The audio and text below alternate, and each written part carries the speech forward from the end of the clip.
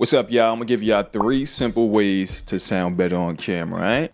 Let's get it. Whether you're starting a podcast, a YouTube channel, whatever it is, as a video creator and also starting a podcast myself, these are 3 things that I learned on how to sound better on camera. 1 is good posture, sitting up straight. Not only are you gonna look better on camera, but you're gonna speak and sound a lot more confident, all right? Don't slouch, sit up straight. Secondly is don't speak down into the mic, all right? I like to point my mic up to avoid any background noise. And with that being said, I noticed that I used to speak down into the mic like I was rapping. The mic has one job, that's to pick up sound. So get it as close and as natural as possible to your mouth or to your subject. But that's it. Don't overthink it. The mic is gonna do its job. It's gonna catch the sound.